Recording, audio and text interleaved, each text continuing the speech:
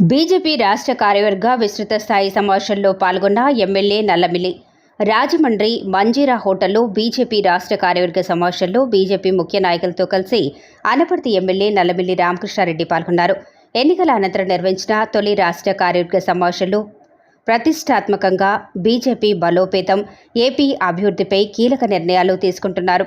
ఈ సమావేశంలో బీజేపీ జాతీయ ప్రధాన కార్యదర్శి అరుణ్ సింగ్, కేంద్ర మంత్రులు ఎల్ మురుగన్, రాష్ట్ర అధ్యక్షురాలు రాజమహేంద్రవరం ఎంపీ శ్రీమతి దగ్గుపాటి పురంధరేశ్వరి, కేంద్ర మంత్రి భూపతిరాజు శ్రీనివాస్ వర్మ, అనకాపల్లి ఎంపీ సీఎం రమేష్, ఆరోగ్య శాఖ మంత్రి సత్యకుమార్ యాదవ్, బీజేపీ ఎమ్మెల్యేలు నల్లమిల్లి రామకృష్ణారెడ్డి, కామినేని శ్రీనివాస్, విష్ణుకుమార్ రాజు, ఆదినారాయణ రెడ్డి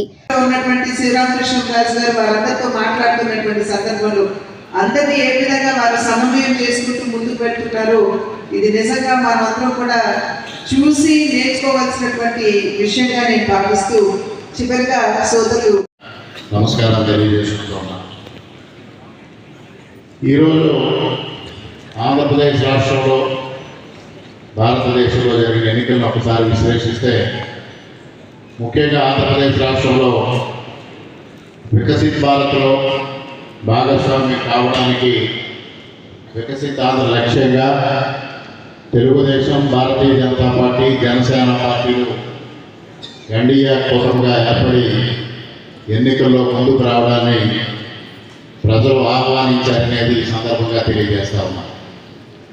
ముఖ్యంగా ఏదైతే జగన్మోహన్ రెడ్డి గారి అరాచక పాలన, అవినీతి పాలన, అసమర్థ పాలన అంతమొందించాలనే ఏకైక లక్ష్యంతో ఆంధ్రప్రదేశ్ ప్రజానీకం ఎన్డీఏ కూటమికి అప్రతిహత విజయం సాధించి పెట్టారనేది నిర్వివాదాంశం. ముఖ్యంగా ఈ ఎన్నికల్లో ఆంధ్రప్రదేశ్ ప్రజలు ఇచ్చిన తీర్పు చారిత్రాత్మకమని తెలియజేస్తా ఉన్నా. గతంలో 1994 ఎన్నికల్లో ఆంధ్రప్రదేశ్ రాష్ట్రంలో ఆనాటి కాంగ్రెస్ పార్టీకి ప్రతిపక్ష హోదా కూడా దక్కకుండా 26 సీట్లకే పరిమితమైన, మరి ఈరోజు దాదాపుగా 53% ఓట్లు సాధించి ఆంధ్రప్రదేశ్లో ఎప్పుడూ లేని విధంగా ఇవాళ ఎన్డీఏ కూటమికి ఆంధ్రప్రదేశ్ ప్రజానీకం పట్టం కట్టారనేది ఈ సందర్భంగా తెలియజేస్తా ఉన్నా.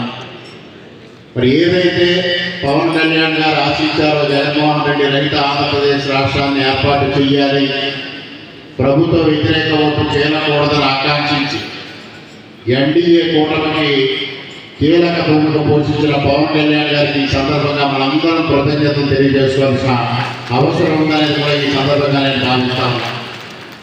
అదేవిధంగా